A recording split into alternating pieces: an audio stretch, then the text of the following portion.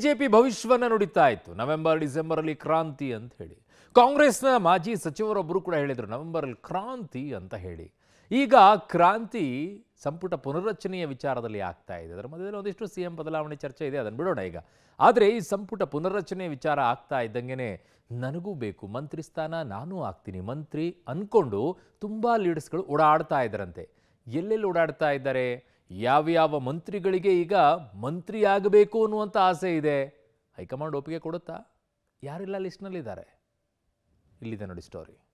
ಡಿಸೆಂಬರ್ನಲ್ಲಿ cabinet ಪುನಾರಚನೆ fix. ಸಚಿವ ಸ್ಥಾನಕ್ಕೆ ಕೈ ಶಾಸಕರಿಂದ ಡಿಮ್ಯಾಂಡ್. ನಾನು ಸಚಿವ ಸ್ಥಾನದ ಆಕಾಂಕ್ಷಿ ಎಂದ ಶಾಸಕರು. ಎಸ್, ಕಾಂಗ್ರೆಸ್ ಸರ್ಕಾರದಲ್ಲಿ ನವೆಂಬರ್ನಲ್ಲಿ ಕ್ರಾಂತಿ ಆಗುತ್ತೆ ಅಂತ ಬಿಜೆಪಿಗರು ಭವಿಷ್ಯ ನುಡಿದ ಹೊತ್ತಲ್ಲೇ ಡಿಸೆಂಬರ್ನಲ್ಲಿ ಕ್ಯಾಬಿನೆಟ್ ಪುನಾರಚನೆ ಆಗಲಿದೆ ಅಂತ ಸಿಎಂ ಸಿದ್ದರಾಮಯ್ಯ ಕರೆದ ಡಿನ್ನರ್ ಮೀಟಿಂಗ್ನಿಂದ ತಿಳಿದು ಬಂದಿದೆ. ಈ ಕಾರಣಕ್ಕೆ ಕಾಂಗ್ರೆಸ್ ನಾಯಕರ ವಲಯದಲ್ಲಿ ಡಿಸೆಂಬರ್ನಲ್ಲಿ ಖಂಡಿತವಾಗಿ ಕ್ಯಾಬಿನೆಟ್ ರೀಶಫಲ್ ಆಗಲಿದೆ ಅಂತ ಗುಸುಗುಸು ಶುರುವಾಗಿದೆ. ಹೈಕಮಾಂಡ್ ಒಪ್ಪಿದ್ರೆ ಡಿಸೆಂಬರ್ನಲ್ಲೇ ಕ್ಯಾಬಿನೆಟ್ ಪುನಾರಚನೆ ಆಗಲಿದೆ ಅಂತ ಸಿಎಂ ಸುಳಿವು ಕೂಡ ಕೊಟ್ಟಿದ್ದಾರೆ. ಸಿದ್ದರಾಮಯ್ಯ ನಿವಾಸದ ಔತಣಕೂಟದ ಬಳಿಕ ಸಂಪುಟ ವಿಸ್ತರಣೆಯ ವಿಚಾರ ಗರಿಗೆದರಿದೆ. ಡಿಸೆಂಬರ್ನಲ್ಲಿ ಸಂಪುಟ ವಿಸ್ತರಣೆ ಆದ್ರೆ ನನಗೂ ಸಚಿವ ಸ್ಥಾನ ಬೇಕು ಅನ್ನುವ ರೀತಿ ಕೆಲ ಶಾಸಕರು ಈಗಾಗಲೇ ದುಂಬಾಲು ಬಿದ್ದಿದ್ದಾರೆ. ಶಾಸಕ ಬೇಳೂರು ಗೋಪಾಲಕೃಷ್ಣ ಮಾತನಾಡಿ, ನಾನು ಕೂಡ ಸಚಿವ ಸ್ಥಾನವನ್ನು ಕೇಳಿದ್ದೀನಿ. ನಾನು ಬಂಗಾರಪ್ಪ ಗರಡಿಯಲ್ಲಿ ಬೆಳೆದು ಬಂದವನು. ಸಂಪುಟ ವಿಸ್ತರಣೆಗಿಂತ ಪುನರ್ರಚನೆ ಮಾಡಿದ್ರೆ ಒಳ್ಳೆಯದು ಅಂತ ಅಭಿಪ್ರಾಯ ವ್ಯಕ್ತಪಡಿಸಿದ್ದಾರೆ. ಇಲ್ಲಿ ನೋಡಿ, ಒಂದಿಷ್ಟು ಪುನರ್ರಚನೆ ಮಾಡೋದು ಒಳ್ಳೇದು. ಯಾಕಂದರೆ ಒಂದಿಷ್ಟು ಜನರಿಗೆ ಅವಕಾಶಗಳು ಕೊಡುವಂಥದ್ದು ಇದೆ ಅಂತ ಕೇಳ್ತೀವಿ, ಕೊಡಲಿಕ್ಕೆ. ಮಾಡಿದರೆ ಮಾಡ್ಬೋದು, ಮಾಡೋದಿಲ್ಲ ಅಂದರೆ ನಾವು ಕೇಳಕ್ಕೆ ಹೋಗೋದಿಲ್ಲ. ನಾನು ಈಗ ಒಬ್ಬ 3 ಸರಿ MLA ಆಗಿ ಸೀನಿಯರ್ MLA ಇದ್ದೇನೆ. ನಾನು ಬಂಗಾರಪ್ಪನ ಗರಡಿಯಲ್ಲಿ ಬಂದವನಂತವನು. ನನಗೊಂದು ಅವಕಾಶ ಕೊಡಿ ಅಂತ ಕೇಳ್ತೀನಿ. ನನಗೆ ಹಕ್ಕಿದೆ, ನಾನೇನು ಸನ್ಯಾಸಿನಲ್ಲ. ಕೇಳಕ್ಕೆ ಹಕ್ಕಿದೆ, ಕೇಳ್ತೀನಿ. ಕೊಡೋದು ಬಿಡೋದು ನಮ್ಮ ಮುಖ್ಯಮಂತ್ರಿಗಳು, ಉಪಮುಖ್ಯಮಂತ್ರಿಗಳು, ರಾಜ್ಯದ ನಾಯಕರು, ರಾಷ್ಟ್ರೀಯ ನಾಯಕರು ತೀರ್ಮಾನ ಮಾಡ್ತಾರೆ. ಹಂಗಂತ ಹೇಳಿ ನಾನೇನು ಭಿನ್ನಮತ ಮಾಡೋದು, ಇನ್ನೊಂದು ಮಾಡೋದು ಯಾವುದು ನಮ್ಮಲ್ಲಿ ಇಲ್ಲ.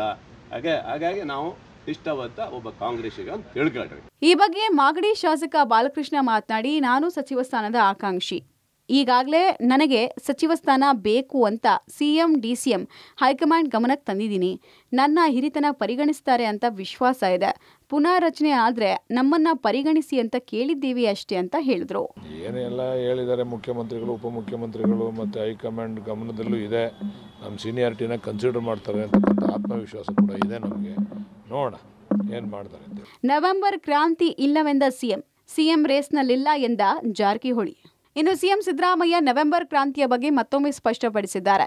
ಯಾವ ಕ್ರಾಂತಿಯೂ ಇಲ್ಲ, ಇದೆಲ್ಲ ಭ್ರಾಂತಿ ಅಂದಿದ್ದಾರೆ. ಔತಣಕೂಟಕ್ಕೂ ನಾಯಕತ್ವ ಬದಲಾವಣೆಗೂ ಯಾವುದೇ ಸಂಬಂಧ ಇಲ್ಲ ಅಂದಿದ್ದಾರೆ. ಇನ್ನು ಸಿಎಂ ರೇಸ್ನಲ್ಲಿ ನಾನಿಲ್ಲ ಅಂತ ಸಚಿವ ಜಾರಕಿಹೊಳಿ ಹೇಳಿದ್ರೆ, ಸಂಪುಟ ಪುನರ್ರಚನೆ ಬಗ್ಗೆ ಚರ್ಚೆನೇ ಆಗಿಲ್ಲ ಅಂತ ಗೃಹ ಸಚಿವ ಪರಮೇಶ್ವರ್ ಪುನರುಚ್ಚರಿಸಿದ್ದಾರೆ. ಆಗಾಗ ಊಟಕ್ಕೆ ಸೇರ್ತೀವಿ, ಊಟ ಮಾಡ್ತೀವಿ, ಎಲ್ಲ ಗೆಟ್ ಟುಗೆದರ್ ಮಾಡ್ತಾ ಇರ್ತೀವಿ. ಸೊ ಪಕ್ಷದ ವಿಚಾರ ಬಗ್ಗೆ ಚರ್ಚೆ ಮಾಡ್ತೀವಿ. ಅದನ್ನು ಬಿಟ್ಟರೆ ಇದಕ್ಕೂ ಲೀಡರ್ಶಿಪ್ ಬದಲಾವಣೆಗೂ ಬೇರೆ ರಾಜಕೀಯ ವಿಚಾರಗಳು ಇರ್ಬೋದು, ಚರ್ಚೆ ಆಗಿಲ್ಲ. ಯಾವ ಕ್ರಾಂತಿನೂ ಇಲ್ಲ, ಭ್ರಾಂತಿನೂ ಇಲ್ಲ. ಯಾವ ಕ್ರಾಂತಿನೂ ಇಲ್ಲ, ಭ್ರಾಂತಿನೂ ಇಲ್ಲ. ನಾವು ಹೇಳಿದ ಕಾರಣಗಳಿರ್ಬೋದು, ಇರದೇ ಇರ್ಬೋದು. ನಾವು ಈಗ ಇಲ್ಲ ಆಕಾಂಕ್ಷಿಗಳಲ್ಲ ಅಂತ ಹೇಳಿದ್ವಿ, ಮುಂಚೆನೇ ಹೇಳಿದ್ವಿ. ಅದ್ರ ಅಷ್ಟೇ ಅಲ್ಲ, ಚರ್ಚೆನೇ ಇಲ್ಲ. ಅದು ಇಲ್ಲ ನಮ್ದೇನು ಬೆಳಗಾವಲ್ಲ, ಬೆಂಗಳೂರು ಆಗಬೇಕಾದ್ರೆ ಅದಕ್ಕೆ ಬೆಳಗಾವಲ್ಲ. ಇಲ್ಲ ನಾವತ್ತೀವಿ. ಮುಖ್ಯಮಂತ್ರಿಗಳು ಊಟ ಹಾಕಿದ್ದು ಸಂಪುಟ ಪುನರ್ರಚನೆಗಲ್ಲ. ಅವರು ಸರ್ಕಾರದಲ್ಲಿ ಏನೋ ಒಂದು ಕನ್ವೆನ್ಷನ್ ಮಾಡಿಕೊಂಡು ಅವರು ಕರೀತಾರೆ. ಏನಾದರೂ ಹೇಳೋದಿದ್ರೆ ಆ ಸಂದರ್ಭದಲ್ಲಿ ಹೇಳ್ತಾರೆ. ಅಷ್ಟು ಬಿಟ್ಟರೆ ಎಲ್ಲ ಊಟ ಹಾಕಿದ್ರು, ಊಟ ಮಾಡ್ಕೊಂಡು ಬಂದ್ವಿ. ಬೇರೆ ವಿಚಾರಗಳನ್ನು, ರಾಜಕೀಯ ವಿಚಾರಗಳನ್ನು ಯಾವುದನ್ನು ಕೂಡ ನಾವು ಚರ್ಚೆ ಮಾಡಲಿಲ್ಲ. ಒಟ್ಟಾರೆ ನವೆಂಬರ್ ಅಂತ್ಯ ಅಥವಾ ಡಿಸೆಂಬರ್ನಲ್ಲಿ ಸಂಪುಟ ಪುನಾರಚನೆ ಆಗುವ ಚರ್ಚೆ ಜೋರಾಗಿದೆ. ಹೀಗಾಗಿ ಸಚಿವಾಕಾಂಕ್ಷಿ ಶಾಸಕರು ಬೆಂಗಳೂರು ಕಡೆಗೆ ಮುಖ ಮಾಡಿದ್ದಾರೆ.